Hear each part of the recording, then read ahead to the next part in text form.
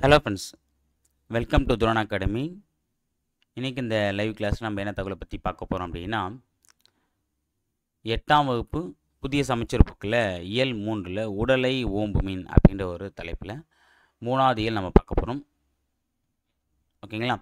So இந்த இயல் வந்து பார்த்திங்கன்னா ரொம்ப ஒரு முக்கியமானது தான். ஏன்னா 2 செய்யுள் பகுதி, ஒரு உரைநடை பகுதி வெரி இம்பார்ட்டன்ட். சரிங்களா? 2 செய்யுள் பகுதியும் முக்கியமானது, அதேமாதிரி உரைநடை பகுதி அதை விட முக்கியமானது. துணைப்பாடது இது தேவையில்லை. அதே மாதிரி இலக்கண பகுதி. சரிங்களா? ஸோ 2 செய்யுள் பகுதி, 2 உரைநடை பகுதி, ஒரு துணைப்பாட பகுதி, ஒரு இலக்கண பகுதி இந்த ஒரு இயல் இருக்குது. நம்ம ஒன் பை ஒன்னாக பார்க்கலாம். ஸோ இந்த இயல் முழுவதுமே எதை பற்றி சொல்லியிருப்பாங்க அப்படின்னா, உணவின் அவசியத்தை பற்றியும், நோயில்லாத வாழும் முறையை பற்றியும், உடல் ஆரோக்கியத்தை பற்றி தான் வந்து சொல்லியிருப்பாங்க. ஓகே, நம்ம ஒன் பை ஒன்னாக பார்க்கலாம். ஸோ முதல்ல இந்த இயலில் நோயும் மருந்தும், கவிதை பேழை அப்படின்ற டாப்பிக்கில் வந்து பார்த்தீங்கன்னா நோயும் மருந்தும் அப்படின்ற ஒரு நீலகேசி பாடலை வந்து கொடுத்துருக்காங்க. சரியா? ஃபஸ்ட்டு வந்து நூல்வெளியை பார்த்துருவோம். நீலகேசி ஐஞ்சிறுங்காப்பியங்களில் ஒன்று. இப்போ நம்ம ஐம்பெருங்காப்பியில் பார்த்துருப்போம். அதேமாதிரி ஐஞ்சிறுங்காப்பியங்களில் நீலகேசியும் ஒன்று. இந்நூல் சமண சமய கருத்துக்களை வாதங்களின் அடிப்படையில் விளக்குகிறது. சரியா? சமண சமய கருத்துக்களை என்ன பண்ணுது? வாதத்தின் அடிப்படையில். ஓகே, ஒருத்தர் கேள்வி கேட்குற மாதிரி வாதம் பண்ணுவாங்க பார்த்தீங்களா? இல்லை இது கிடையாது, இது தப்பு அப்படின்னும் போது, இல்லை இது இப்படி தான் வரும்னு சொல்லுவாங்க பற்றி, அந்த மாதிரி வாதங்கள் அடிப்படையில் அமைந்தது தான் இது இந்த நீலகேசி. கடவுள் வாழ்த்து நீங்களாக 10 சருக்கங்களை கொண்டது. கடவுள் வாழ்த்து நீங்களாக 10 சருக்கங்களை கொண்டது. சமய தத்துவங்களை விவாதிக்கும் தர்க்க நூலான இதன் ஆசிரியர் பெயர் அறியப்படவில்லை.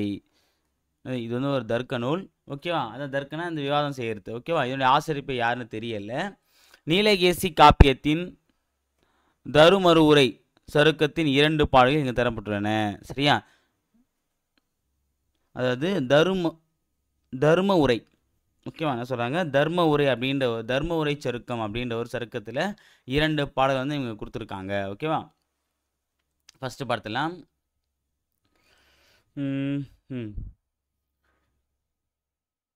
பாடலை பார்த்துரும். சரியா? ஃபஸ்ட்டு தீர்வனவும் தீரா திறந்தனவும் செய்மருந்தின் ஊர்வனவும் போலாதும் உபசமத்தின் உய்ப்பனவும் யார்வினவும் காலும் அவை மூன்றும் கூற்றவா நேர்வனவே ஆகும் நிழல் இகழும் பூனாய். இதான் முதல் பாடல். 2வது பாடல் பார்க்கலாம். பேர்தற்கு அரும்பினி தாம் இவை அப்பினி தீர்தற்கு உரிய திரியோக மருந்திவை ஓர்தல் தெளிவோடு ஒழுக்கம் இவையுண்டார் பேர்த்த பிணியுள் பிறவார் பெரிதின்பமுற்றே. என்ன சொல்கிறாங்கன்னா, தீர்வனவும் தீரா திறந்தனவும் செய்மருந்தின் ஊர்வனவும் போலாதும் உபசமத்தின் உய்ப்பனவும் யார்வினவும் காலும் அவை மூன்றும் கூற்றவா நேர்வனவே ஆகும் நிழல் இகழும் பூனாய். இது முதல் பாடல். 2வது பாடல் பேர்தற்கு அரும்பினி தாம் இவை அப்பினி தீர்தற்கு உரிய திரியோக மருந்திவை ஓர்தல் தெளிவோடு ஒழுக்கம் இவையுண்டார் பேர்த்த பிணியுள் பிறவார் பெரிதின்பமுற்றே அப்படின்னு சொல்லிட்டு முடிக்கிறாங்க. என்ன அப்படின்னா, நோயை பற்றி சொல்லியிருக்காங்க இந்த பாடலில். ஓகேவா? ஸோ ஃபஸ்ட்டு பார்க்கலாம். சொல்லும் பொருள் வந்து தீர்வன் அப்படின்னா நீங்குபவை. தீர்வன் வந்து நீங்குபவை. உபசம் அப்படின்னா அடங்கி இருத்தல். இது முக்கியமானது. உபசம்னா என்னது? அடங்கி இருத்தல். அடுத்த நிழல் இகழும் அப்படின்னா ஒளி பொருந்திய. நிழல் இகழும் என்னது? ஒளி பொருந்திய. பேர்தற்கு அப்படின்னா அகற்றுவதற்கு. பேர்தற்குனது அகற்றுவதற்கு. திரியோக மருந்துனா 3 யோக மருந்து. திரினா 3 சொல்லுவாங்க. திரியோக மருந்துனா அது 3 யோக மருந்து. தெளிவு அப்படின்னா நற்காட்சி. நல்ல காட்சி தானே சொல்கிறாங்க. தெளிவாக தெரியும்னு சொல்ல போது அது. திறந்தன அப்படின்னா தன்மையுடையன. இங்கே திறந்தன இதெல்லாம் முக்கியமான வரிகள். ஏன்னா நம்ம இந்த மாதிரி டிஃப்ரெண்ட்டாக பார்த்துருக்க மாட்டோம். சரியா? அப்போ திறந்தன அப்படின்னு என்னது? தன்மையுடையன. கூற்றுவா அப்படின்னா பிரிவுகளாக. கூற்றுவானது பிரிவுகளாக. பூனாய் அப்படின்னா அணிகலன்களை அணிந்தவளே.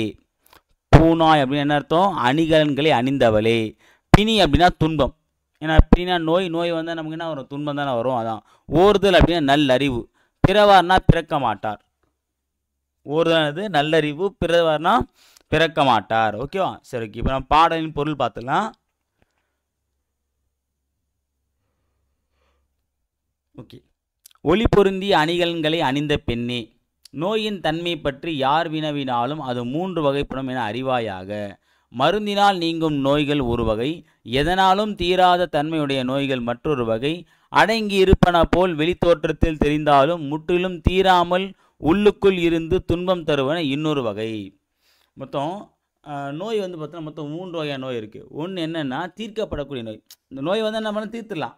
ஒரு சில நோய் எப்படி அப்படின்னா தீர்க்கவே முடியாது, வந்துச்சுன்னா அவள் தான் முடிஞ்சு சாவடிச்சோம் நம்மளை. இன்னொரு வகையான 3வது வகை என்னன்னு பார்த்தீங்கன்னா வரும் போகும், திருப்பணம் வரும் போகும். அதாவது நம்ம உடம்புல சாகிற வரைக்கும் இருந்துகிட்டே இருக்கும். அதை என்ன பண்ணணும் நம்ம, அதாவது ரெடியூஸ் பண்ணிகிட்டே இருக்கணும். ஓகே, எடுத்துக்காட்டு சர்க்கரை, பிபிலாம் நம்ம சொல்ல பார்த்தியா, இதெல்லாம் என்னது, நம்ம மாத்திரை சாப்பிடல அப்படின்னா ஏறிடும், சாப்பிட்டா நார்மலாக இருக்கும். அது மாதிரி தான்.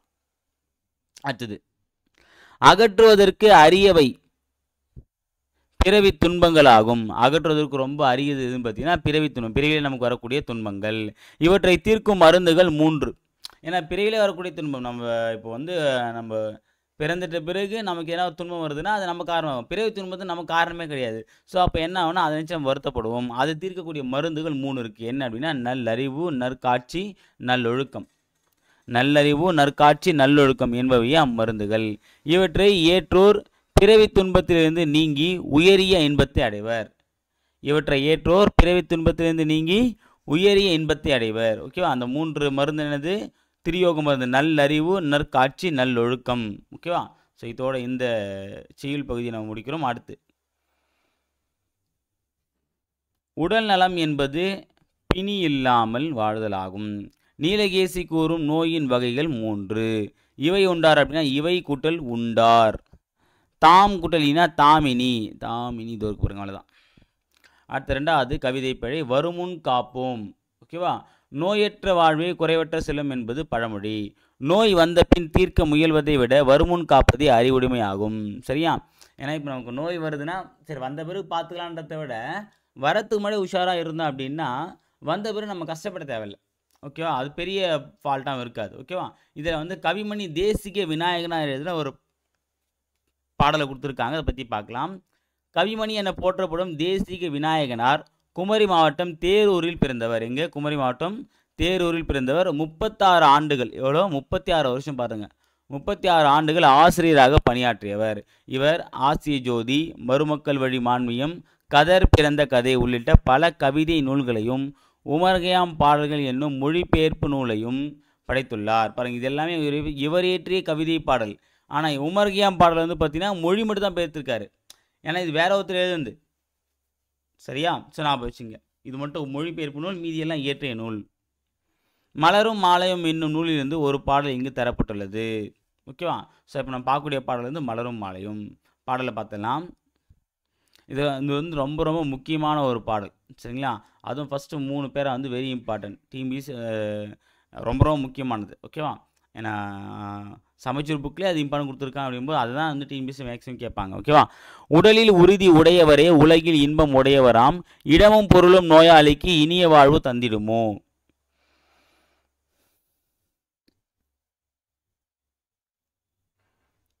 இரண்டாவது, சுத்தமுள்ள இடமெங்கும் சுகமும் உண்டு, நீ எதனை நித்தம் நித்தம் பேணுவேயில் நீண்ட ஆயுள் பெறுவாயே. அடுத்து 3வது பாடல். பின்னாடி மொத்தமாக படிச்சு நான் விளக்கம் சொல்கிறேன்.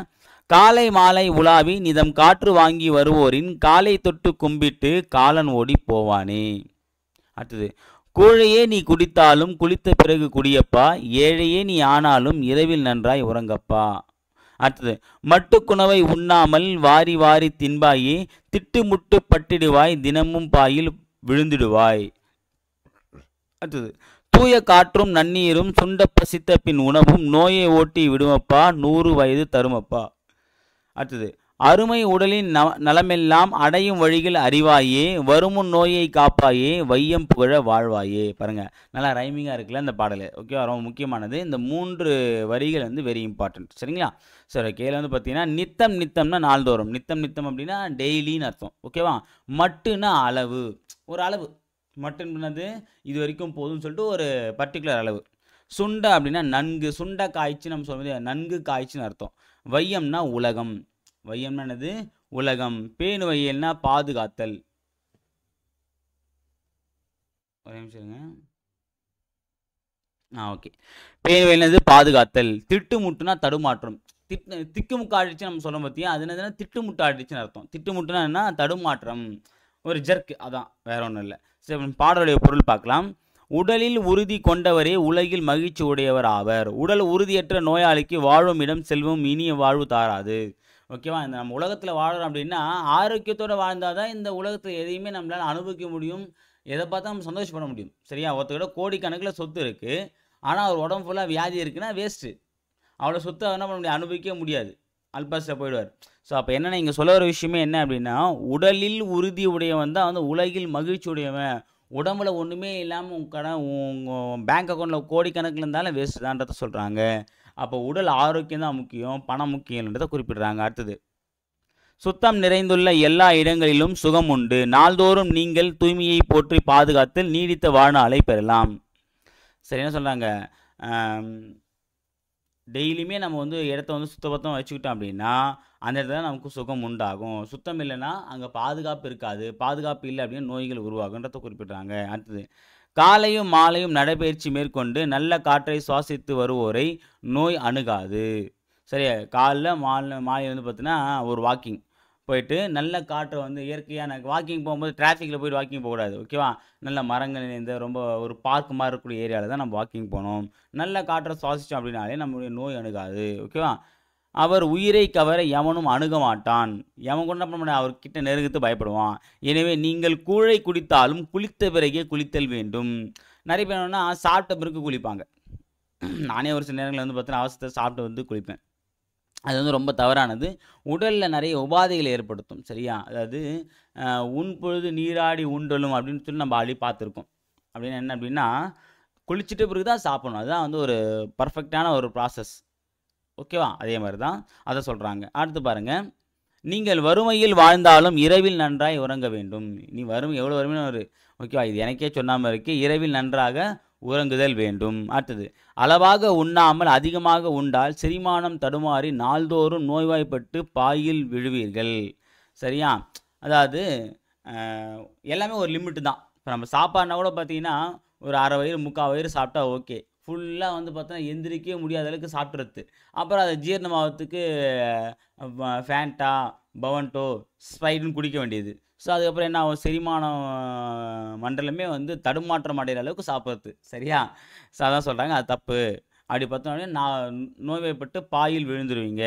இப்போனா பெட்டு, அப்போ பாய், இப்போ சப்போஸ் தேசி விநாயகனார் இப்போ பாடினார்னா பாய்க்கு வந்து பெட்டில் நீ விழுந்துருவாயப்பா அப்படின்னு பாடியிருப்பார். அடுத்தது, தூய்மையான காற்றும் நல்ல குடிநீரும் நன்கு பசித்த பிறகு உண்பதும் நம்மை நோய் அணுகாமல் காப்பாற்றும். தூய்மையான காற்றை சுவாசிக்கணும், நல்ல குடிநீரை குடிக்கணும், பசித்த பிறகு சாப்பிடணும். பசி எடுக்காமல் சும்மா வேலைக்கு சாப்பிட்றது முக்கியம் இல்லை, பசி எடுக்கிற வேலைக்கு சாப்பிட்றது தான் முக்கியம். ஓகேங்களா, அது வேலைக்கு சாப்பிட்றது முக்கியம் இல்லை, பசி எடுக்கிற வேலையில் சாப்பிட்றது தான் முக்கியம். அதை நான் வச்சுங்க. நூற்றாண்டு வாழ வைக்கும் அரிய நம் உடல் நலமோடு இருப்பதற்கான வழிகள் இவை என்பதை அறிவீர்களா? ஆகவே நோய் வருமுன் காப்போம், உலகம் புகழ வாழ்வோம். ஓகேவா, அதான் வந்து சொல்லக்கூடிய விஷயம், ரொம்ப முக்கியமானது, ரொம்ப ஒரு அற்புதமான ஒரு பாடலை பார்த்தோம். அடுத்தது, காந்தியடிகள் டேஷ் போற்ற வையம் போற்ற வாழ்ந்தார். நலம் எல்லாம்னா நலம் குட்டல் எல்லாம். இடம் குட்டல் எங்கும்னா இடமெங்கும். அடுத்தது, உரைநடை உலகத்தில் தமிழர் மருத்துவம் அப்படின்ற ஒரு தலைப்பு பார்க்க போகிறோம். இதில் ஒரு குறள் இருக்குது பார்த்தலாம். மருந்தென வேண்டாவாம் யாக்கைக்கு அருந்தியது அற்றது போற்றி உணின் எனும் திருவள்ளுவர் அருந்தும் உணவே அருமருந்தென அறிந்தவர் நம் தமிழ் மக்கள். ஓகேவா, என்ன சொல்லலாம், வள்ளுவர் என்ன சொன்னால், மருந்தென வேண்டாம் யாக்கைக்கு அருந்தியது அற்றது போற்றி உணின். சரியா, உடம்புக்கு வந்து பார்த்தீங்கன்னா மருந்து நமக்கு தேவையில்லை, தரமான உணவை நம்ம சாப்பிடும்போது நமக்கு வந்து மருந்து தேவைப்படாதுன்றத வள்ளுவர் வந்து சொல்லியிருக்காரு. அதான் அந்த குறளோடு தான் ஆரம்பிக்கிறாங்க. சரியா, அடுத்தது, அருந்தும் உணவே அருமருந்தென அறிந்த நம் தமிழ் மக்கள். தமிழ் மக்கள் உடல் கூறுகள் பற்றிய அறிவியலும் மருத்துவம் பற்றிய புரிதலும் சிறந்து விளங்கினர். உலகில் பல்வேறு மருத்துவ முறை இருந்தாலும் தமக்கென மரபு சார்ந்த மருத்துவ முறையை உருவாக்கி பின்பற்றி வந்தனர். அத்தகைய தமிழ் மருத்துவ முறை பற்றிய செய்திகளை சித்த மருத்துவர் சிவராம் அப்படின்றவர் சொல்கிறத பற்றி நான் தான் இந்த பாடலில் பார்க்க போகிறோம். ஒரு நேர்காணல் மாதிரி. ஓகேவா, குழந்தைகள் வராங்க, அந்த குழந்தைகளுக்கு வந்து பார்த்திங்கன்னா என்னென்ன எப்படி எப்படி இருக்குன்னு சொல்லிட்டு ஒரு சித்த மருத்துவர் விளக்குற மாதிரி இதில் குறிப்பிடுறாங்க. நம்ம ஒன்று வேணால் பார்க்கலாம். இதில் ஃபஸ்ட்டு பார்த்தீங்கன்னா குழந்தைகள் வந்து கேள்வி கேட்குறாங்க, ஒவ்வொருத்தரும் ஒரு கேள்வி கேட்குறான், அதுக்கு வந்து சித்த மருத்துவர் பதில் சொல்கிற மாதிரி இங்கே ஒரு பாடலை வந்து அமைச்சிருக்காங்க. சரியா, ஃபஸ்ட்டு பாருங்கள். ஃபர்ஸ்ட் என்ன கேள்வி கேட்குறேன் அப்படின்னா, மனிதர்கள் மருத்துவத்தை பற்றி எப்போது அறிந்து கொண்டார்கள் அப்படின்னு சொல்லிட்டு கேள்வி கேட்குறாங்க. அது பதில் சொல்கிறாரு, தொடக்க காலத்தில் மனிதனுக்கு நோய் வந்தபோது இயற்கையாக வளர்ந்த தாவரங்களை கொண்டு அவனுக்கு அருகில் கிடைத்த பொருட்களை கொண்டு நோயை தீர்க்க முயன்றிருப்பான். தாவரங்களின் வேர், பட்டை, இலை, பூ, கனி முதலியவற்றை மருந்தாக பயன்படுத்தியிருப்பான். இவ்வாறு தான் மனிதர்களுக்கும் மருத்துவத்திற்கும் தொடர்பு தொடங்கியது. என்ன அப்படின்னா, ஆரம்ப காலத்தில் மனிதன் என்ன பண்ணால் காட்டில் தானே வாழ்ந்துருந்தான். ஸோ அப்போ வந்து பார்த்தீங்கன்னா வீடு அந்த மாதிரி கான்செப்ட்லாம் கிடையாது. அப்போ என்ன ஆகுனா, அவனுக்கும் ஏதாவது ஒரு நோய் வருது அப்படின்னா, இப்போ பசி எடுத்து என்ன பண்ணுறான், அங்கே இருக்கக்கூடிய இலை தாழி தானே சாப்பிட்றான். அதே மாதிரி நோய் வரும்போது என்ன பண்ணுறான் அப்படின்னா, அங்கே இருக்கக்கூடிய அந்த இலை தழையை வந்து பார்த்தீங்கன்னா பயன்படுத்தி ஏதாவது ஒரு இலையை வந்து நம்ம நோயை வந்து போக்காதான்னு சொல்லிட்டு செக் பண்ணி தான் உருவாக்குறான். ஸோ அப்போ அவனுடைய முதல் மருந்து என்ன வந்திருக்கும், தாவரங்களாக தான் இருந்திருக்கும். தாவனுடைய வேர், பட்டை, இலை, பூ இதெல்லாம் தான் அவனுடைய மருந்து பொருளாக இருந்திருக்குன்றத சொல்கிறாரு. அடுத்தது செழியன் அப்படின்னு கேட்குறான், அப்படியானால் பழந்தமிழர்களும் மருத்துவத்தை அறிந்திருப்பார்கள் அல்லவா?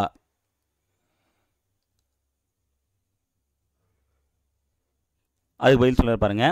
பழந்தமிழர்கள் மருத்துவத்தை அறிந்தது மட்டுமன்றி மருத்துவத்தின் சிறந்தும் விளங்கினார்கள் என்பதற்கான குறிப்புகள் பழந்தமிழ் இலக்கியங்களில் கிடைக்கின்றன. மூலிகை மருத்துவம், அறுவை மருத்துவம், மருந்தில்லா மருத்துவம் என போன்றவற்றையெல்லாம் உடலை வளப்படுத்தி உள்ளத்தை சீராக்கும் யோகம் முதலிய கலைகளையும் அறிந்திருந்தார்கள்.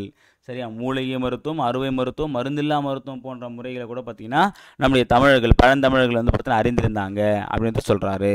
அடுத்தது சித்த மருத்துவம், ஆயுர்வேதம், இயற்கை மருத்துவம், நாட்டு மருத்துவம் என்றெல்லாம் மருத்துவ முறைகள் பல உள்ளன. இவையெல்லாம் ஒன்றா வெவ்வேறான்னு சொல்லிட்டு கேட்குறாங்க. இவற்றுக்கெல்லாம் அடிப்படை ஒன்றுதான். தமிழரது நிலம் நிறைந்த பண்பாடுகளும் தத்துவங்களும் அடங்கியது. நோய்கள் எல்லாம் பேய் பிசாசுகளாக வருகின்றன, பாவ புண்ணியத்தால் வருகின்றன என்று உலகத்தின் பல பகுதியில் சொல்லி கொண்டிருந்த காலத்தில் தமிழர் தத்துவங்களான சாங்கியம், ஆசிவகம் போன்ற உடலுக்கும் பிரபஞ்சத்துக்கும் உள்ள ஒற்றுமையை கண்டறிந்து உடலில் ஐம்பூதங்களினால் ஏற்படும் மாற்றங்களை விளக்கின. நோயை இயற்கையில் கிடைக்கும் பொருட்கள், அப்பொருட்களின் தன்மை, சுவை இவற்றை கொண்டே குணப்படுத்த முடியும் என்ற உண்மையை மிக தெளிவாக விளக்கினர். தமிழர் மருத்துவம் பண்பாட்டு கூறாக ஆகும்போது நாட்டு வைத்தியமாகவும், பாட்டி வைத்தியமாகவும், மரபு சார்ந்த சித்த வைத்தியமாகவும், உணவு சார்ந்த மருத்துவமாகவும், பண்பாடு சார்ந்த மருத்துவமாகவும் விரிந்திருக்கிறது. எல்லாத்துடைய அடிப்படை ஒன்று தான். ஓகே, எந்த மாற்றமும் கிடையாது. உலகத்தில் பல நாடுகளை வந்து பார்த்திங்கன்னா நோய் வந்தாலே வந்து பாவப்பட்டவன், இவன் வந்து பாவம் செஞ்சவன், அதனால தான் இவனுக்கு நோய் வருது. அதேமாதிரி வந்து பார்த்தீங்கன்னா இவன் பேய் தீண்டிடுச்சு, அதனால தான் நோய் வருது அப்படிலாம் சொல்லிட்டு கிடப்பாங்க. அதெல்லாம் உண்மை கிடையாது. அந்த டைம்லேயே வந்து நம்ம தமிழர்கள் என்ன பண்ணாங்க, ஐம்பூதங்களால் தான் நமக்கு இந்த நோய் வருது, நம்ம உடல்நிலை சரியாக பராமரிக்கலாம் நோய்கள் வரத்தான் செய்கின்றத அறிந்து அதுக்கேற்ற மருந்தை வந்து கண்டுபிடிக்க ஆரம்பித்தாங்க. அடுத்தது உயர்வாக இருந்த தமிழ் மருத்துவ முறை பிறகு பின்தங்கி போனதற்கு காரணம் என்னன்னு சொல்லிட்டு கேட்குறேன். அது பாருங்கள், நிறைய காரணங்களை சொல்லலாம். நம் மீது நிகழ்ந்த படையெடுப்புகள் தாக்கத்தை ஏற்படுத்தின. தமிழர் மருத்துவம் அவரவர் வாழ்வியலுடனும் தத்துவங்களுடனும் பிணைந்துதான் வந்து கொண்டிருந்தது. சமண பௌத்தர் காலத்தில் அந்தந்த மதங்களின் கூறுகள் நம் மருத்துவத்தில் இருந்தன. பிறகு சைவம் ஓங்கிய போது சைவ சித்தாந்தத்தின் கூறுகள் கலந்தன. இறுதியில் ஆங்கிலேயர்கள் வந்தனர். அவர்களுடைய நவீன அறிவியல் பார்வை நம்மீது தாக்கத்தை ஏற்படுத்தியது. சித்த மருத்துவம் என்பது மரபொழி மருத்துவமாகவும் நாட்டு மருத்துவமாகவும் சுருங்கியது. இறுதியில் கிராமம் சார்ந்த மருத்துவமாக மாறிப்போனது. நவீன மருத்துவத்தின் துரிதமான சில நோய்களுக்கு கிடைத்த தீர்வுகள் பெரும் வரவேற்பை பெற்றன. ஓகேவா? நம்ம அந்நியர் படையெடுப்புனால வந்து பார்த்திங்கன்னா நம்முடைய மருத்துவ முறை பாதிக்கப்பட்டுன்னு சொல்கிறாங்க. அதுக்கப்புறம் ஆங்கிலேயர்கள் ஆட்சி காலத்தில் வந்து பார்த்திங்கன்னா இந்த நவீன மருத்துவ முறை அலோபதி போன்ற மருத்துவங்கள்லாம் வந்து பார்த்திங்கன்னா வந்துச்சு. அந்த மருந்துகளை ஒரு சிலது வந்து பார்த்திங்கன்னா கூடிய விரைவில் ரிசல்ட் கிடைச்சதுனால எல்லோரும் அந்த மருந்தை நம்ப ஆரம்பித்தாங்க. இது வந்து பார்த்திங்கன்னா நாட்டுப்புற மருந்தாக கிராமப்புற மருந்தாக வந்து சுருங்கி போயிடுச்சு அப்படின்னு சொல்கிறாங்க. ஓகே, அடுத்தது இப்போ மீண்டும் மறுமலர்ச்சி அடைவது வருகிறது. அது காரணம் என்னன்னு சொல்லி கேட்குறாங்க. பல ஆண்டுகளுக்கு பின்னால் தான் மரபு சார்ந்த மருத்துவம் மிகப்பெரிய அனுபவத்தின் நீட்சி என்பதும் மிகப்பெரிய பட்டறிவின் ஒரு பெரிய அறிவியல் கண்டுபிடிப்பாக ஒளிந்திருக்கும் என்பதும் புரிய தொடங்கின. அதாவது மரபு சார்ந்த மருத்துவம் வந்து தான் மிகப்பெரிய அனுபவம், கிட்டத்தட்ட பல நூறு ஆண்டுகளாக ஆராய்ச்சி பண்ணி எடுக்கப்பட்ட ஒரு முடிவுன்றது அப்புறம் தான் தெரிஞ்சாங்க. சரியா? இப்போ நம்ம கொரோனாக்கு வந்து மருந்து வந்து 2 வருஷத்துக்கு கண்டுபிடிச்சாங்களா, ஆனால் இதுவே வந்து பார்த்தீங்கன்னா நம்ம ஒரு மருந்து வந்து பார்த்தீங்கன்னா அப்படியே 2 வருஷத்துக்கு கண்டுபிடிச்ச மாட்டோம். கிட்டத்தட்ட 200 வருஷம் அந்த மருந்தை வச்சு ஆராய்ச்சி பண்ணி கண்டுபிடிச்சிருவோம். ஓகே, அப்போ ரொம்ப நாள் நீண்ட ஆராய்ச்சிக்கு பின்பு கண்டுபிடிச்சுன்னா அப்போ கண்டிப்பாக இதுவாக இருக்கும், அது ஒர்த்தானதாக இருக்கும் அப்படின்னு சொல்கிறாங்க. அடுத்தது குறிப்பாக சர்க்கரை, இரத்த கொதிப்பு, புற்றுநோய், மாரடைப்பு முதலிய வாழ்வியல் நோய்கள் பெருகிய நிலையை சொல்லலாம். இவற்றை தீர்க்க வெறும் ரசாயன மருந்துகள் போதாது. கூடவே உணவு, வாழ்வியல், உடற்பயிற்சி, யோகம் இவையும் கூட்டாக மேற்கொள்ளப்பட வேண்டும். ஏன்னா அதுக்கு வெறும் மருந்து மட்டுமே சொல்யூஷனாக இருக்காது. அதை தாண்டி நம்ம வந்து எக்ஸ்ட்ரா ஆக்டிவிட்டிஸ் பண்ணாதான் அதுக்கான பலனை வந்து நம்ம அனுபவிக்க முடியும். சரியா? அடுத்தது, தொடர் சிகிச்சைக்கு பிறகு பக்க விளைவுகள் இல்லா மருந்துகளின் தேவை அவசியமாயிற்று. அதன் பிறகுதான் எல்லா நாடுகளிலும் இருக்கும் மரபு சார்ந்த மருத்துவ முறையின் மீது நவீன அறிவியல் பார்வை விடத் தொடங்கியது. அதனால் சித்த மருத்துவத்தின் தொன்மையும் தமிழர்களின் தொன்மையும் புரிய ஆரம்பித்தன. ஆய்வுகள் மேற்கொள்ளப்பட்டன. நாட்பட்ட நோய்களுக்கு மட்டுமல்லாது புதிய தொற்றுநோய் மாதிரியான சவால்களும் இது சிறந்த மாற்றாக இருப்பது தெரிய வந்தது. இன்றைக்கு பெருவாரியாக இது மீண்டெழுந்து வந்து கொண்டிருந்தது. இப்போ கூட பார்த்தீங்கன்னா கொரோனா டைமில் வந்து சித்த மருத்துவத்தில் கூட பார்த்தீங்கன்னா அதாவது ஒரே ஒரு உயிர் கூட போகாமல் எல்லாரையும் காப்பாற்றினதை கூட சொல்கிறாங்க. ஓகே, அடுத்தது, சித்த மருத்துவத்தில் தாவரங்களில் இருந்து மட்டுமே மருந்து தயாரிக்கப்படுதான்னு சொல்லிட்டு கேட்குறாங்க. அதுக்கு பதில் சொல்ல பாருங்க. வேர்பாறு, தழைப்பாறு, மிஞ்சினக்கால், பற்ப செந்தூரம் பாரேர் என்றார் சித்தர்கள். ஓகேனா, வேர், தழை ஆகியவற்றால் குணமடையாத போது சில நாட்பட்ட நோய்களுக்கு தாவரங்கள் மட்டுமல்லாமல் உலோகங்களையும் பாஷணங்களையும் சித்த மருந்துகளாக நம் முன்னோர்கள் பயன்படுத்தியிருக்கார்கள். வேர்பாறு, தழைப்பாறு, மிஞ்சினக்கால், பற்ப செந்தூரம் பாரு, இதெல்லாம் சித்தர்கள் ஃபஸ்ட்டு வேறு, தழை இதெல்லாம் வச்சு நம்ம நோயை குணப்படுத்த பார்க்கணும். அப்படி குணப்படுத்த முடியல, அடுத்து என்ன பண்ணோம்? உலோகங்களையும் பாஷணங்களையும் பயன்படுத்தி மருந்து தயாரிக்கணும்னு சொல்கிறாங்க. அந்த காலத்தில் எப்படி மூலிகைகளையும் மருந்தாக பார்த்தார்களோ அப்படியே தாது பொருட்களையும் உலோகத்தையும் பார்த்தார்கள். அவற்றை மருந்துகளாக மாற்றும் வல்லமை சித்த மருத்துவத்தில் இருந்திருக்கிறது அப்படின்னு சொல்கிறார் அவர். அடுத்து பாருங்கள், எல்லாருடைய உடல் நலனுக்கும் உடல் அமைப்பிற்கும் ஒரே வகையான மருந்து ஏற்றதாக இருக்குமா அப்படின்னு சொல்லிட்டு கேட்குறாங்க. அதுக்கு 60 கிலோ எடை கொண்ட ஒருவர் நியூசிலாந்தில் இருக்கிறார், இந்தோனேஷியாவில் இருக்கிறார், இந்தியாவில் இருக்கிறார் என்றால் அவர்கள் அத்தனை பேருக்கும் ஒரே அளவு மருந்து கொடுக்க முடியாது. அவர் எந்த வகை மனிதர், எப்படியான வாழ்வியல் இருக்கிறார், என்ன மாதிரியான சமூக சிக்கலில் வாழ்கிறார், என்ன போக்கு உடையவர், அவருடைய உணவு முறை என்ன, அவர் மரபொழி எப்படிப்பட்டது என்றெல்லாம் ஆராய்ந்துதான் சிகிச்சை கொடுக்க வேண்டும். அந்த வகையில் தமிழ் மருத்துவம் தனித்துவம் மிக்கதுன்னு சொல்கிறாரு. ஓகேவா? ஸோ அவங்க யார், அவருடைய தனித்தன்மை தெரிஞ்சுட்டு தான் அதுக்கேற்ற மருத்துவம் மேற்கொள்ளணும். ஏன்னா அவங்க உடம்புக்கு எது செட் ஆகும். இப்போ கூட பார்த்தீங்கன்னா நம்ம வந்து ஹாஸ்பிட்டல் போனே ஃபஸ்ட் என்ன பண்ணுவாங்க, சுகர் இருக்கா, பிபி இருப்பான்னு கேட்பாங்க. ஏன் அப்படின்னா சுகர் பிபி இருக்குன்னா அதுக்கேற்ற ட்ரீட்மெண்ட் பண்ணுவாங்க, இல்லைன்னா அதுக்கு ஒரு ட்ரீட்மெண்ட். அதை தான் சொல்கிறேன். அடுத்தது, தமிழர் மருத்துவத்தின் சிறப்பு என்று எதை சொல்வீர்கள்? பார்க்கலாம். தனித்துவமான பார்வை இதன் முதல் சிறப்பு. ஓகே, என்னது தனித்துவமான பார்வை? எல்லாரும் ஒரு ஆங்கிள் பார்த்தா இது தனி ஆங்கிள் பார்ப்பாங்க. இரண்டாவது, சூழலுக்கு இசைந்த மருத்துவம். சூழலுக்கு ஏற்ற மாதிரி இசைந்து அதுக்கேற்ற மருத்துவ முறையை நம்ம கையாள முடியும். இந்த மருத்துவத்தின் பயன்பாடோ மூலக்கூறுகளோ மருந்துகளோ சுற்றுச்சூழலை சிதைக்காது. இதனால் உருவாக்குற இப்போ வந்து பார்த்தா நம்ம வந்து அலோபதி மருந்தில் வந்து என்ன பண்ணுறோம், ஊசி, சிரஞ்சி இதெல்லாம் யூஸ் பண்ண பார்த்தியா, அதெல்லாம் என்ன சுற்றுப்புற சீர்கேடு ஏற்படுது. ஆனால் இது அந்த மாதிரிலாம் எந்த விதமான சீர்கேடுமே கிடையாது. நோய் மீண்டும் வராமல் இருப்பதற்கான வாழ்வியலையும் சொல்கிறது. அதாவது நோய் நாடி நோய் முதல் நாடி என்று திருக்குறளின்படி நோயை மட்டுமின்றி அதன் காரணிகளையும் கண்டறிந்த ஒருவரை நோயில்லாத மனிதராக்குறது. சரியா? ஸோ இப்போ நோய் வருது அப்படின்னா நோயை மட்டும் அழிக்காமல் அது ஏன் வருது அப்படின்னு சொல்லிட்டு அந்த காரணத்தையும் சேர்த்து அழிக்குது. அதுதான் சித்த மருத்துவத்துடைய ஒரு சிறப்பு. அடுத்தது, இன்றைக்கு நோய்கள் பெருகி இருக்க காரணம் என்ன அப்படின்னு சொல்லி கேட்கும்போது மனிதன் இயற்கையை விட்டு விலகி வந்து தான் முதன்மை காரணம். அதுக்கு இயற்கையோடு இணைந்து நிறைய நம்ம பொருட்களாக வந்து சாப்பிட்டோம்.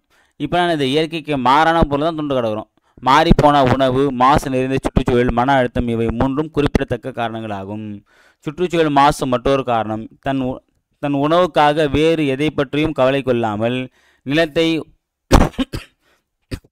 உரங்களாலும் பூச்சிக்கொல்லிகளாலும் நச்சுப்படுத்தலாம் என்ற அலட்சியமான எண்ணமும் மன அழுத்தமும், எது கேளிக்கை, எது குதூகலம், எது படிப்பு, எது சிந்தனை என்ற புரிதல் இல்லாமையும் கூடுதல் காரணங்களாகும். சரியா? எதை பண்ணோம் எதை செய்யக்கூடாதுனே தெரிய மாட்டேங்குது. தேவையில்லாமல் கண்டதெல்லாம் தின்னுட்டு அதுக்கப்புறம் என்ன பண்ணுறது, உட்காந்து ஃபீல் பண்ணிட்டு கிடக்கிறோம் பற்றியா, அதுதான் தப்பான விஷயம். இதுதான் வந்து பார்த்திங்கன்னா நம்ம வந்து மாறி போனதுக்கு காரணமான விஷயமா பார்க்கப்படுதுன்னு சொல்கிறாங்க. அடுத்தது, உடல் எடைக்கும் உடல் நலத்திற்கும் தொடர்பு உண்டா? அது பார்க்கலாம். மரபு சார்ந்த ஒருவர் உடல் எடை அதிகமாக இருக்கிறது, ஆனால் அவருக்கு தற்போது எந்த நோயும் இல்லாமல் நலமாக இருக்கிறார் என்றால் அவர் உடல் எடையை குறைக்க வேண்டிய அவசியம் இல்லை. ஆனால் எடை அதிகரிப்பால் சர்க்கரை நோய், இரத்த கொதிப்பு வர வாய்ப்புள்ளது என்றால் அவர் குறைத்துத்தான் ஆக வேண்டும். அழகுக்காக மட்டும் உடல் எடை குறைப்பது மிகவும் மெலிவதும் நல்லவை அல்ல. என்ன சொல்கிறாங்கன்னா, ஒருத்தர் பிரிவிலேருந்தே சரி எங்கள் அப்பா குண்டு, எங்கள் தாத்தா குண்டு, எங்கள் தாத்தாக்கு தாத்தா குண்டு, ஸோ ஐ எம் ஆல்சோ குண்டு அப்படின்னா அதனால் எந்த ப்ராப்ளம் இல்லை. ஓகேவா? ஏன்னா அது மரபு சாதியாக வரக்கூடியது. அவர் வந்து உடல் எடையை குறைக்கணும் அவசியம் இல்லை. அதே மாதிரி அவர் குண்டாக இருக்கிறதுனால எந்த ப்ராப்ளம் இல்லை, எந்த நோயுமே இல்லை அப்படின்னா நோ ப்ராப்ளம். ஓகேவா? ஆனால் ஒரு சிலர் வந்து பார்த்தீங்கன்னா சாப்பிட்டு நல்லா குண்டாயிடுவாங்க, இல்லை உட்காந்து குண்டாயிடுவாங்க. ஓகேவா? ஸோ சாப்பிட்டா மட்டும் நம்ம குண்டாக மாட்டோம், அது தெரிஞ்சுங்க. ஓகேவா? அப்படி இருக்கும்போது அவங்க வந்து சர்க்கரை நோய், ரத்த கொதிப்பு போன்ற நோய்கள்லாம் வரதுக்கு வாய்ப்பு இருக்குது. அதை குறைக்கணும் அப்படின்னா நான் என்ன பண்ண, உடல் எடையை கண்டிப்பாக குறைச்சி தான் ஆகணும். ஓகேவா? அதை சும்மா வந்து நான் வந்து உடம்பு மெலிசாக்குன்னு சொல்லிட்டு பார்த்தீங்கன்னா 3 வேளை 4 வேளை சாப்பிடாம வந்து டயட் இருக்குன்னு சொல்லிட்டு பார்த்தியா, இதெல்லாம் வந்து பார்த்தீங்கன்னா ஏமாத்து வேலை. அந்த மாதிரிலாம் பண்ணாதீங்கன்னு தான் சொல்கிறாங்க. ஓகேவா? அது 3 வேளை சாப்பிட்றது போய் 2 வேளை சாப்பிட்டா வந்து உடம்பு குறையும். ஓகேவா? அப்படின்னு நினைக்கிறேன் பார்த்தியா, அதெல்லாம் வந்து சுத்த பைத்தியக்காரத்தனம். அந்த மாதிரிலாம் ஒன்றும் கிடையாது. சரியா? அதான் சொல்கிறாங்க. அடுத்தது, உணவை குறைப்பது தான் எடையை குறைக்கும் வழியான்னு சொல்லிட்டு கேட்குறாங்க. பாருங்கள், இன்றைக்கு பல உணவு கட்டுப்பாட்டு முறைகள் உள்ளன. எல்லாம் நல்ல முயற்சிகள் தான். ஆனால் அவற்றை பின்பற்றுவதற்கு நம் உடல் ஏற்றதாக இருக்கிறதா என்பதை குடும்ப மருத்துவரிடம் கேட்டு முடிவெடுக்க வேண்டும். ஏனென்றால் இன்றைக்கு பலரும் இணையத்தை பார்த்து அம்முறைகளுக்கு செல்கிறார்கள். சிலருக்கு அவை கேடு விளைவிக்கக்கூடும். ஒரே அடியாக எடையை குறைப்பது சரியென்று ஒரு குறிப்பிட்ட கால இடைவெளியில் 1-1.5 ஆண்டுகளில் எடையை கட்டுக்குள் கொண்டு வர முயற்சிக்க வேண்டும். அவசரப்பட்டு நம்ம உடல் எடையை குறைச்சிடக்கூடாது. ஓகே, யூடியூப்லாம் பார்த்து சொன்னீங்கன்னா இந்த சமூக வலைதளத்தில் வந்து பார்த்தீங்கன்னா என்ன சொல்கிறாங்க, ஒரே நாளில் வந்து எடையை குறைச்சிடலாம், ஒரே மாதத்தை குறைச்சிடலாம், நீங்கள் கண்ணை மூடி கண்ணை துடைத்துக்குள்ளே குறைச்சலாம் சொல்லுவாங்க இந்த கொஞ்ச நாளில். ஓகேவா? இன்னும் கொஞ்ச நாள் இந்த வீடியோ பார்த்தாலே உங்கள் எடையை குறைஞ்சிடும் அப்படி கூட சொல்லுவாங்க. ஓகேவா? அதாவது நம்மக்கிட்டேருந்து காசு வாங்குறது என்ன வேணால் சொல்லுவாங்க, நம்ம தான் தெரிஞ்சுக்கணும். ஓகேவா? அவசர யுகம் என்றாலும் உணவு உண்பதில் சில ஒழுக்கங்களை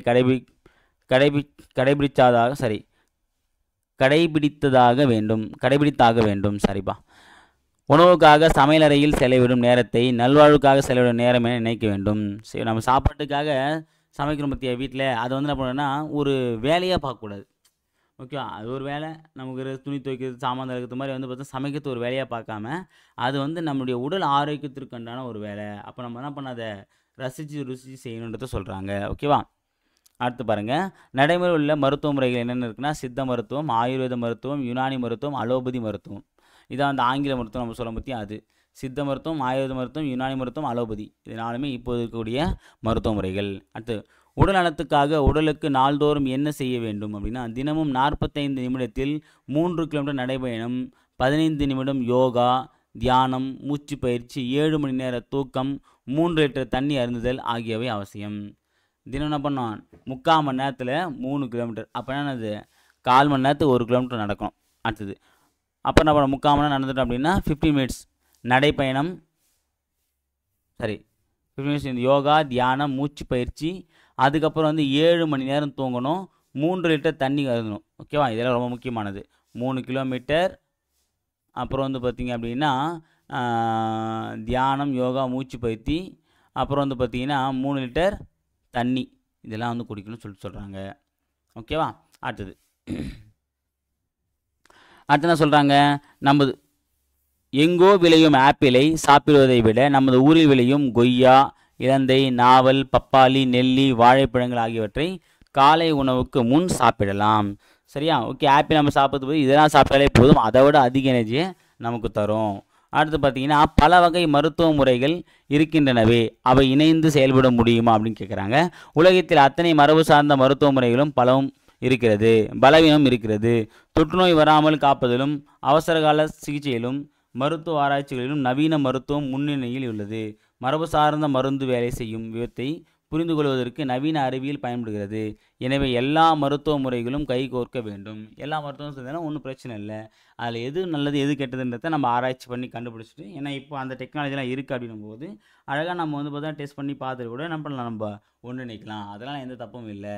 ஆனால் அது யாரும் ஒத்துக்க மாட்டாங்க, ஏன்னா பிஸ்னஸ்லாம் பாதிக்குன்றதுனால. ஓகே, அடுத்தது, பள்ளி குழந்தைகளாகிய எங்களுக்கு நீங்கள் கூறும் அறிவுரை யாவை அப்படின்னு கேட்குறாங்க. இது வந்து குழந்தைகளுக்கு சொல்கிற மாதிரி தான், இது உங்களுக்கானது தான், நோட் பண்ணிங்க. ஓகேவா? நோய் வந்த பின்பு மருத்துவமனைக்கு செல்வதை விட வருமுன் காக்கும் வாழ்க்கையை வாழ கற்றுக்கொள்ளுங்கள். சரியான உணவு, சரியான உடற்பயிற்சி, சரியான தூக்கம் ஆகிய மூன்றும் உங்களுக்கு நலமான வாழ வைக்கும்.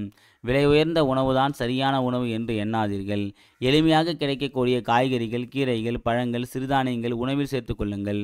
கணினி திரையிலும் கைபேசியிலும் விளையாடுவதை தவிர்த்து நாள்தோறும் ஓடி ஆடி விளையாடுங்கள். இரவு தூக்கம் மிகவும் இன்றியமையாதது. உரிய நேரத்தில் உறங்கச் சொல்லுங்கள், அதிகாலையில் விழுந்திடுங்கள், உங்களை எந்த நோயும் அண்டாது.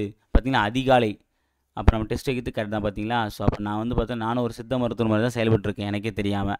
ஸோ எனக்குள்ளே ஒரு சித்த மருத்துவம் இருக்குன்றது எனக்கு இன்றைக்கி தான் தெரியுது. ஓகேவா.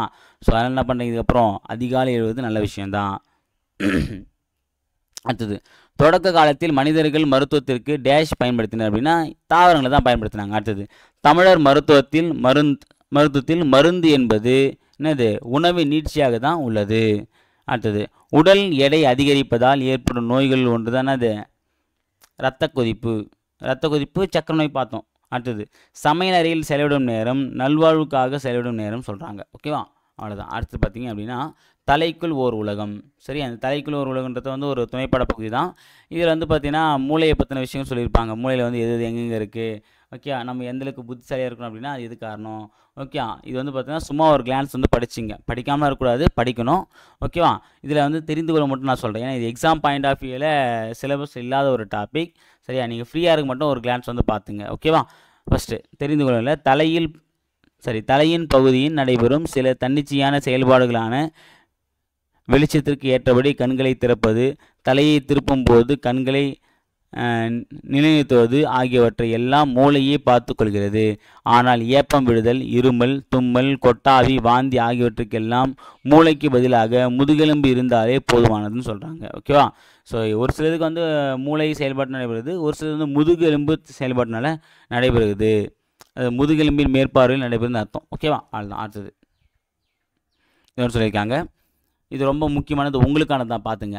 மறதி என்பது சில நினைவுகள் மற்ற நினைவுகளுடன் குறுக்கிட்டு அவற்றை அழிப்பது என்று சிலர் கருதுகின்றனர். பொதுவாக நாம் உயிர் வாழ தேவையான செய்திகளை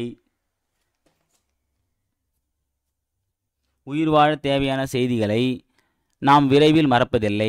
நம் பெயர், நண்பர், உறவினர், மேலதிகாரியின் பெயர்கள், வீட்டுக்கு போகும் வழி இவற்றையெல்லாம் நாம் விரைவில் மறப்பதில்லை. ஏன்னா இதெல்லாம் நமக்கு ரொம்ப முக்கியம், இதெல்லாம் மறந்துட்டா அவ்வளோதான்டா போச்சுன்னா நம்ம நினைக்கிறோம் பற்றி. அதுதான் அந்த மாதிரி எண்ணத்தோடு நீங்கள் படிக்கிறதுலன்றது நல்லாவே தெரியுது. சரியா, இந்த கொஸ்டினை விட்டால் அவள் தான் என் லைஃபே கிடையாது, இதான் ரொம்ப முக்கியமான கொஸ்டின், இதை நான் கண்டிப்பாக படிக்கணும், அந்த பயபக்தி உங்கள் மனசு இருந்துச்சுன்னா அந்த கொஸ்டின் மனப்பாடம் ஆகும். அதை விட்டுட்டு இதெல்லாம் எதுக்கு படிக்கணும், இதெல்லாம் இம்பார்ட்டண்டா அப்படின்னு சொல்லி யோசிச்சோம் அப்படின்னா அதனால தான் நம்ம மைண்டில் நிற்கிறது இல்லை. ஓகேவா. அதான் சொல்கிறாங்க இங்கே. ஓகே, நம்ம நூல்வெளி மட்டும் படிச்சுக்கலாம், அது மட்டும் போதும், வேறு எதுவும் படிக்க தேவையில்லை. ஓகேவா. சுஜாதாவின் இயற்பெயர் ரங்கராஜன் என்பதாகும். இவர் சிறுகதைகள், புதினங்கள், நாடகங்கள், அறிவியல், புனைவு கதைகள், திரைப்பட கதை, வசனம் என பல துறைகளில் பணியாற்றியுள்ளார். ஓகேவா. சிறுகதை எழுதியிருக்காரு, புதினங்கள், நாடகங்கள், அறிவியல், புனைவு கதைகள், திரைப்பட கதை, வசனம் எல்லாத்தையுமே வந்து எழுதுகிறார் சுஜாதா. ஓகேவா. மின்னணு வாக்கு எந்திரம் உருவாக்கும் பணியில் இவர் முக்கிய பங்கு ஆற்றியுள்ளார். இவிஎம் சொல்ல பற்றியா, எலக்ட்ரானிக் ஓட்டர் மிஷின், அந்த இவிஎம் மிஷின் வந்து உருவாக்கத்தில் இவருடைய முக்கிய பங்கு வகித்திருக்காரு. அடுத்தது, என் இனிய எந்திரா, மீண்டும் ஜூனோ, ஸ்ரீரங்கத்து தேவதைகள், தூண்டில் கதைகள், இதெல்லாமே இவர் இயற்றிய பிற நூல்கள். ஓகே, என் இனிய எந்திரா, மீண்டும் ஜூனோ, ஸ்ரீரங்கத்து தேவதைகள், தூண்டில் கதைகள். ஓகேவா. இதில் பார்த்தீங்கன்னா தலைமைச் செயலகம் அப்படின்ற ஒரு டாப்பிக்கில் வந்து தலையை பற்றி சொல்லியிருப்பார், முக்கியமானது. ஓகே. அடுத்தது எச்சம், இலக்கண பகுதி நம்ம பார்க்க போகிறோம். ஸோ எச்சம் நம்ம போன பாட்டில் வந்து வினைமுற்றுனா என்னென்னு பார்த்துருந்தோம். ஓகேவா. இப்போ வந்து எச்சம்னா என்னென்னு பார்க்க போகிறோம், ரொம்ப முக்கியமானது இலக்கண பகுதியில். ஓகேவா. ஸோ படித்தான், படித்து ஆகிய சொற்களை கவனிங்கள். இதில் படித்தான் என்பது வினைமுற்றை குறிக்கிறோம், படித்த என்பது பெயரெச்சம், படித்து என்பது வினையெச்சம். ஓகேவா. இவ்வாறு என்ன, படித்து ஆகிய சொற்கள் வந்து பார்த்தீங்கன்னா முற்று பெறவில்லை, அப்படியே ஒரு தூங்கிட்டு நிற்குது பார்த்தீங்களா. இவ்வாறு பொருள் முற்று பெறாமல் எஞ்சி நிற்கும் சொற்கள் எச்சம் எனப்படும். ஓகே, அதுமாரி முற்று பெறாமல் எஞ்சி நிற்கக்கூடிய சொற்கள் என்ன சொல்கிறாங்க, முற்று பெறாமல் எஞ்சி நிற்கக்கூடிய சொற்கள் எச்சம் அப்படின்னு சொல்லி அழைக்கிறாங்க. ஓகேவா. ஸோ இந்த எச்சம் பொதுவாக ரெண்டு வகைப்படும், பெயரெச்சம், வினையெச்சம். ஃபஸ்ட்டு பெயரெச்சம் என்னென்னு பார்க்கலாம். படித்த என்னும் சொல் மாணவன், மாணவி, பள்ளி, புத்தகம், ஆண்டு போன்ற பெயர்ச்சொற்கள் ஒன்றை கொண்டு முடியும். சரி, இப்போ படித்த மாணவன், படித்த பல்வி, அதாவது பெயரை கொண்டு முடியும் எச்சம் பெயரெச்சம். அவ்வளோதான், பெயரை கொண்டு முடியும் எச்சம் பெயரெச்சம். இதில் பார்த்தீங்கன்னா 3 காலத்திலையும் வரும். இது பாடிய பாடல்னா இறந்த காலம், பாடுகின்ற அப்படின்னா நிகழ்காலம், பாடும் பாடலாம் எதிர்காலம். அடுத்தது, இந்த பெயரெச்சம் வந்து மொத்தம் 2 வகைப்படும், தெரிநிலை பெயரெச்சம், குறிப்பு பெயரெச்சம். ஃபஸ்ட்டு தெரிநிலை பெயரெச்சம் என்ன, எழுதிய கடிதம் அப்படின்னா எழுதிய கடிதம், இத்தொடரில் எழுதிய என்னும் சொல் நல்லா கவனிச்சிங்க. அந்த கடிதன்றது பெயர், அந்த பெயருக்கு முன்னாடி பெயரெச்சம். அந்த பெயரெச்சமானது எப்படி இருக்கு பாருங்கள், சொல் எழுதுதல் என்னும் செயலையும் இறந்த காலத்தையும். ஏன்னா எழுதிய கடிதம், எழுதும் கடிதம்னா எதிர்காலம், எழுதுகின்ற கடிதம் நிகழ்காலம், எழுதிய கடிதம் அப்படின்னா அப்போ காலத்தையும் காட்டுது. அப்போது செயலையும் காலத்தையும் வெளிப்படையாக தெரியுமாறு என்ன சொல்கிறாங்க, செயலையும் காலத்தையும் வெளிப்படையாக தெரியுமாறு காட்டும் பெயரெச்சம் தெரிநிலை பெயரெச்சம். அடுத்து பாருங்க கீழே சிறிய கடிதம். இத்தொடரில் உள்ள சிறிய என்னும் சொல்லின் செயலையோ காலத்தையோ அறிய முடியவில்லை. என்ன செயலை செய்கிறாங்கன்னு சொல்லலை, ஓகேவா? வினையும் குறிப்பிடல, எந்த காலமும் கிடையாது. என்னது, ஒரு பண்பு மட்டும், பண்பினை மட்டும் குறிப்பாக அறிய முடிகிறது. இது ரொம்ப சின்ன கடிதம் அப்படின்ற மட்டும் தெரியுது, ஓகேவா? அதே மாதிரி செயலையோ காலத்தையோ தெளிவாக காட்டாமல் பண்பினை மட்டும் குறிப்பாக காட்டும் பெயரெச்சம் குறிப்பு பெயரெச்சம். அவ்வளோதான். அடுத்து வினையெச்சம் பார்த்தீங்க அப்படின்னா அதுதான், அதாவது வினையை கொண்டு முடியும் எச்சம் வினையெச்சம். படித்து முடித்தான், படித்து வியந்தான், ஓகேவா? இதில் முடித்தான் என்பது வினைமுற்று, இதுக்கு முன்னாடி கூடிய படித்து என்பது வினையெச்சம்.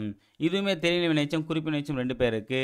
எழுதி வந்தான், இதுவும் வந்து பார்த்திங்க அப்படின்னா செயலையும் காலத்தையும் வெளிப்படையாக தெரியுமாறு காட்டினால் அது தெரிநிலை வினையெச்சம். மெல்ல வந்தான், இங்கே பாருங்கள், காலத்தை வெளிப்படையாக காட்டாமல் பண்பினை மட்டும் குறிப்பாக உணர்த்தி வருது வினையெச்சம் குறிப்பு வினையெச்சம். அவ்வளோதான். அடுத்து பார்த்தீங்கன்னா முற்றெச்சம் என்னன்னு பார்க்கலாம். வள்ளி படித்தனல், வள்ளி படித்தனல் மகிழ்ந்தனல் மகிழ்ந்தாள், வள்ளி படித்தனல் மகிழ்ந்தாள். இத்தொடரில் படித்தனல் என்னும் சொல் படித்து என்னும் வினையெச்ச பொருளை தருகிறது. இவ்வாறு ஒரு வினைமுற்று எச்சப்பொருளில் தந்து மற்றொரு வினைமுற்றை கொண்டு முடிவது, எச்சப்பொருளை தந்து மற்றொரு வினைமுற்றை கொண்டு முடிவது என்ன ஒரு முற்றெச்சம். ஒரு வினைமுற்று இங்கே எச்சமாக வந்து இன்னொரு வினைமுற்றை கொண்டு முடிந்தால் அதுக்கு பின் இந்த முற்றெச்சம். அதாவது 2 வினைமுற்று ஒன்றா சேர்ந்து வந்தால் அதுக்கு முன்னாடி இருக்கக்கூடிய வினைமுற்று எச்சமாக கருதப்படும். இதுக்கு பேர் தான் என்ன அப்படின்னா முற்றெச்சம் சொல்கிறாங்க, ஓகேவா? இங்கே பாருங்கள், படித்தனல் மகிழ்ந்தனல், இது 2மே வினைமுற்று தான்.